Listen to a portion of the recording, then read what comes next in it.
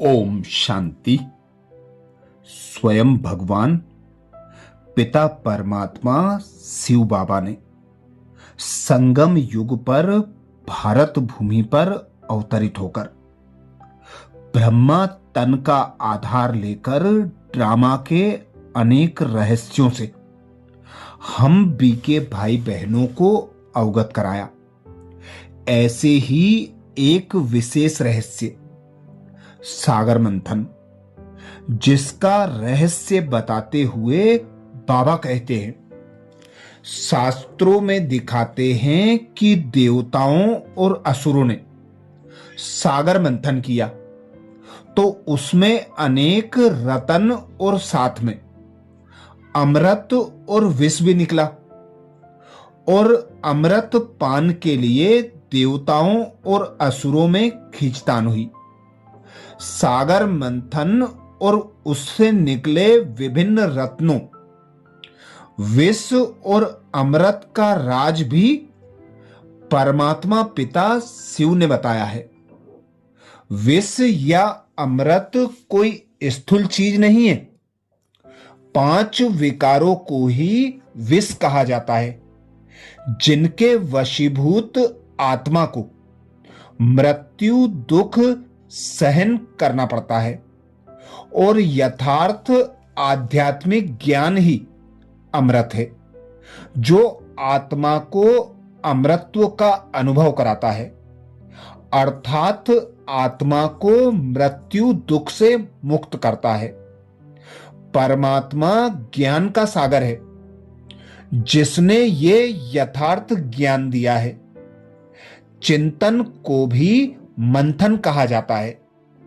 ज्ञान सागर से मिले ज्ञान का यथार्थ रीति श्रीमत प्रमाण चिंतन करते तो ये ज्ञान अमृत का काम करता है, आत्मा को परम सुख का अनुभव कराता है, अनेक दिव्य गुणों शक्तियों रूपी रत्नों का अनुभव कराता है। और यदि मथानी उल्टी चलाई अर्थात परमात्मा पिता की याद भूलकर अहंकार के वश होकर उसके यथार्थ भाव को समझने की बजाय तर्क वितर्क में चले गए या पर चिंतन आदि में लग गए तो वह विष का काम करता है। उससे स्वयं ही दुखी हो जाते हैं और कब कब ज्ञान मार्ग में मर भी पड़ते हैं। इस सत्य का ज्ञान भी परमात्मा ने दिया है और यथार्थ रीति ज्ञान का मंथन कर अमृत पान करके अमृतत्व की अनुभूति करनी है। विचार सागर मंथन से ही बाबा कहते हैं, ज्ञान के गुह्य राज स्पष्ट होते हैं, उनकी धारणा होती है और ज्ञान व्यवहारिक जीवन में आता है। इसलिए शास्त्रों में सागर मंथन का गायन है। परमात्मा शिव ही ज्ञान का सागर है और वह अनेक ज्ञान रतन देता है। उनका सुख अनुभव करने के लिए उन पर विचार करना अति आवश्यक है। विचार सागर मंथन करने से ही ज्ञान व्यवहारिक जीवन में आता है। दूसरों को भी उसकी सत्यता स्पष्ट करने की शक्ति आती है। जो आत्माएं उनका सदुपयोग करते हैं, यथार्थ रीति ज्ञान मंथन करते हैं, उनके लिए यह अमृत बन जाता है और जो उसका दुरुपयोग करता है अर्थात उल्टी मथानी चलाते हैं, उनके लिए वह विष का काम करता है।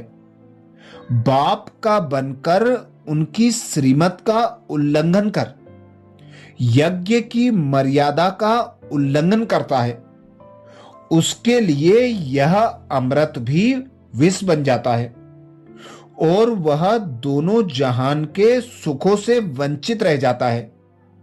वे दुनिया के साधारण मनुष्यों से भी अधिक गिर जाते हैं। बाबा कहते इस मुरली में ज्ञान का जादू है। इस ज्ञान का विचार सागर मंथन करना चाहिए। स्टूडेंट विचार सागर मंथन कर ज्ञान को उन्नति में लाते हैं। तुमको यह ज्ञान मिलता है, उस ज्ञान पर अपना विचार सागर मंथन करने से अमृत निकलेगा। अगर ज्ञान का विचार सागर मंथन नहीं होगा तो क्या मंथन होगा? आसुरी विचार ही मंथन होंगे। ये महावाक्य शिव बाबा के अव्यक्त बाप दादा के 3 दिसंबर 2004 के रिवाइज कोर्स के हैं। बाबा कहते तुम बच्चों को हर एक बात का विचार सागर मंथन करना चाहिए। आगे बाबा समझाते दान पुण्य आदि भी यहां किया जाता है, सतयुग में नहीं किया जाता। सारा मदार कर्मों पर है। इस चक्र का तुमको ही पता है। जो विचार सागर मंथन करते रहेंगे उनको ही ज्ञान की धारणा होगी। मुरली चलाने वाले का विचार सागर मंथन अच्छा चलता है। ये महावाक्य 3 दिसंबर 2004 के हैं। आगे बाबा कहते बैठे बैठे यह विचार आना चाहिए, तुम्हारी बुद्धि अब अलौकिक है और किसी मनुष्य की बुद्धि में यह बातें रमण नहीं करती होंगी। देवी देवताएं भी तो नंबरवार होंगे, एक जैसे तो हो भी ना सके, क्योंकि राजधानी है ना। यह ख्यालात तुम्हारे चलते रहने चाहिए। ये महावाक्य साकार बाबा के 1 दिसंबर 2004 के हैं। आगे बाबा समझाते आज अंधेरे में है इंसान, अभी तुम तो अंधेरे में नहीं हो। कितना वंडरफुल यह नाटक है। सवेरे उठकर एक बाप को याद करना है और खुशी में ज्ञान का सुमिरन करते रहना है। ये महावाक्य बाप दादा के 6 जनवरी 2005 के हैं।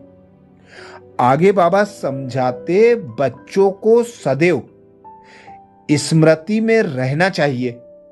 हम भारत को बेहद की खुशखबरी सुनाते हैं।